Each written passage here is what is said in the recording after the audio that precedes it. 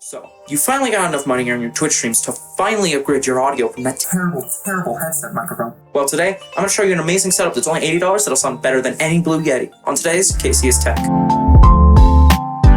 So, yeah, streaming. Streaming is something I've been doing for a while as well, and I started out with my microphone setup I have now.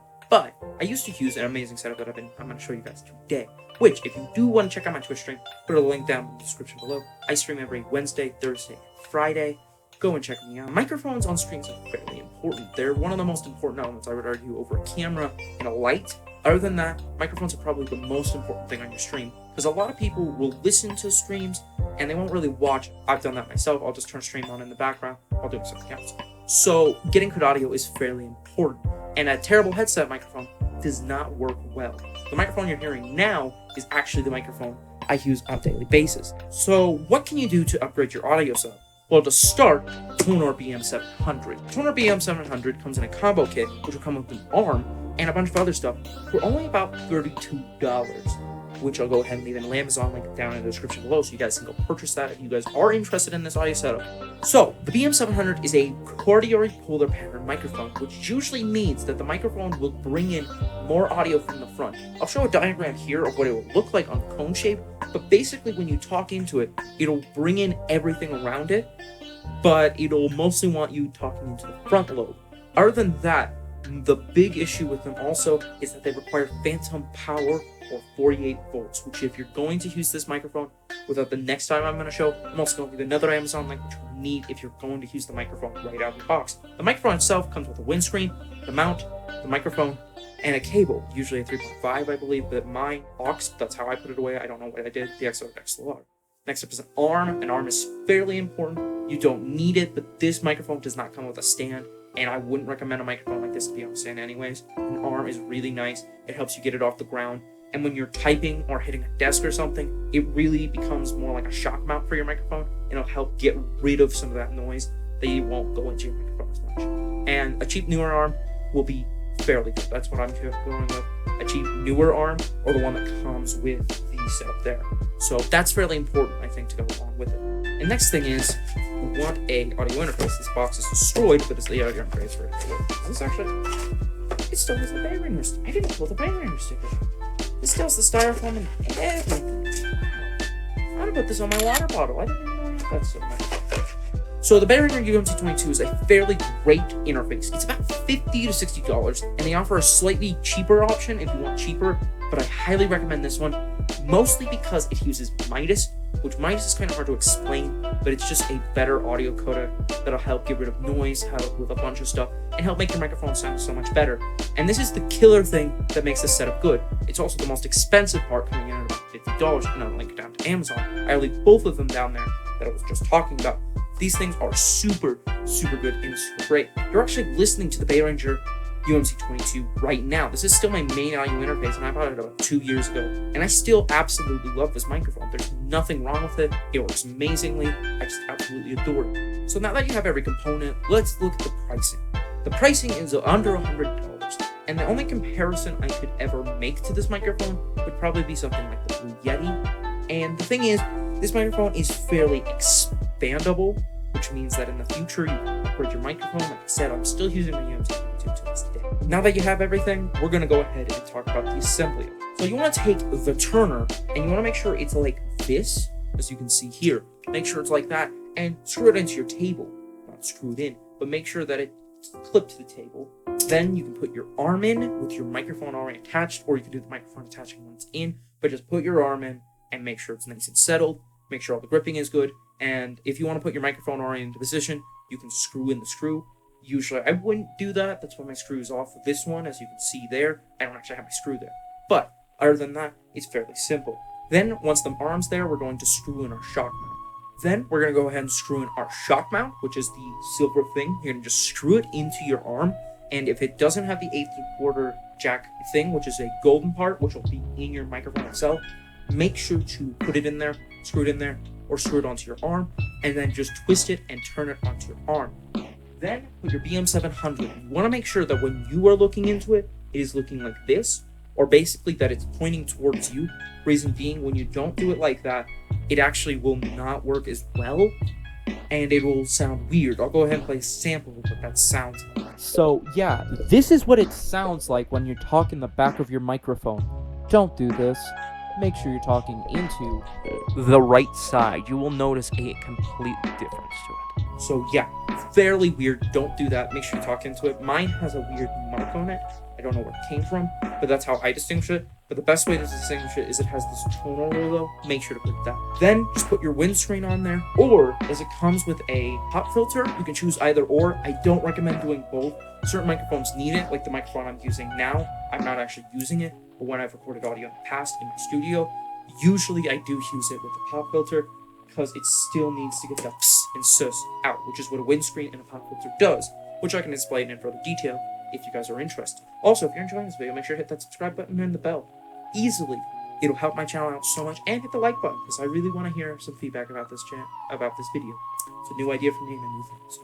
And now your whole microphone is set up. The only thing to do is to plug your XLR into your interface, which you should plug into your computer through a USB, through its included USB cable, and then turn on the switch on the back, which you'll feel, or you can see it, and it'll say 48 plus.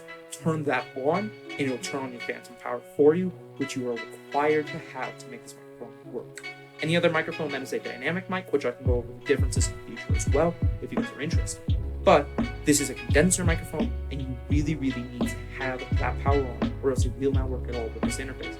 And now your whole setup is completely done.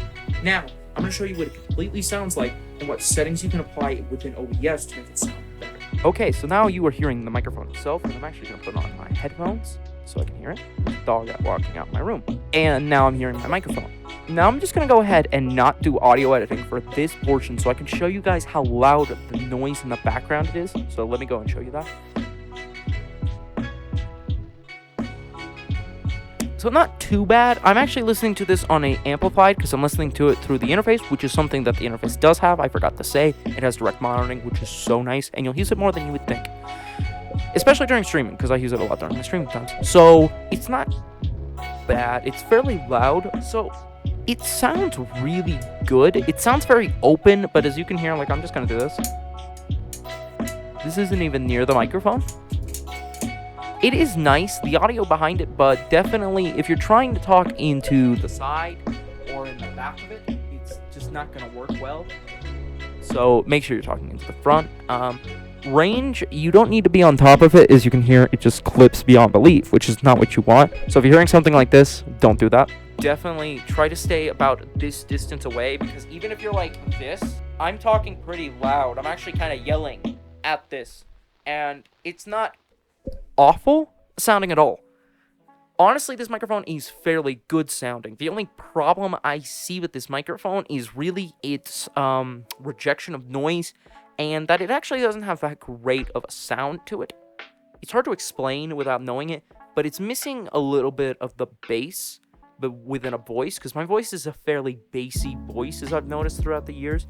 So it's not as bassy as I would prefer it to be, and I'm not going to do any audio editing here. I usually do audio editing on my main microphone, which is what I will do.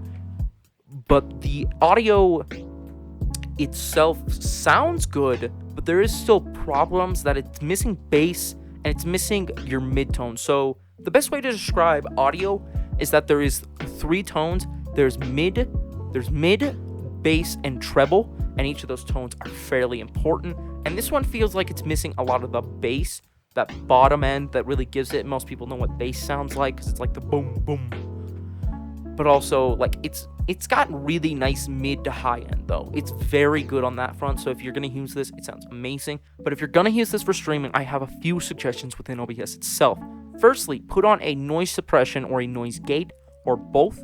And I usually do this at about -30 because that's what I was picking up from my natural noise around me. I have a fairly noisy room, honestly, but that's the best thing I could do for audio. It's just really good that way. Other than that, I would say that there's nothing really other to add than that. Add some maybe, so you have the wind, the suppressor and stuff like that. Maybe if you can do on the hand EQ. And the only other thing is kind of expensive because it's a $60 add-on, but it's what I use on my streams, is a little thing called Brusfi, and I'll put it here, Bruspe, BRUSFI. I'm not cutting that. I'm going to keep that bad taken. I don't think it's required. It does make your audio sound better, but it's not as amazing sounding as you might want it to be. Honestly, it's missing a lot of things, and it's a fairly expensive add-on at about $60. It's not for everyone. I don't recommend it to everyone, but if you can do it, I highly recommend it. Honestly, this is an amazing microphone. So, on to the conclusion, which I'm going to keep using this mic so you guys can keep hearing how it sounds. So yeah, if you do use this for that, make sure to use those OBS settings I told you there. So yeah, make sure to use that. In conclusion, this microphone setup is amazing sounding. It's honestly an amazing start if you're going to do YouTube, if you're going to be doing YouTube, Twitch, Mixer, whatever you're doing. It's a very amazing audio setup. I would also recommend it if you're doing podcasting. It's a really great podcasting mic. The only downside is if you're in a noisy environment, I wouldn't recommend this microphone specifically. I will try finding one. I'll put it here if I find it. If not, I'll recommend my microphone, which is a Q2U. It is way more expensive, but it also is USB/XLR, so you can use it in either way. But I think the big thing is that this audio setup is fairly cheap, in all things considered. The microphone I'm looking at buying soon is about in this same range. I think this is an awesome setup to start with if you're gonna start and want to invest about $100 into your audio, $100 into your microphone, $100 into everything. And that's mostly what I would do. I think I started with this microphone setup slightly. I started out with a 3.5. I'll put that microphone. It's a terrible microphone. I still have it. It actually broke. But it's not that bad for $10.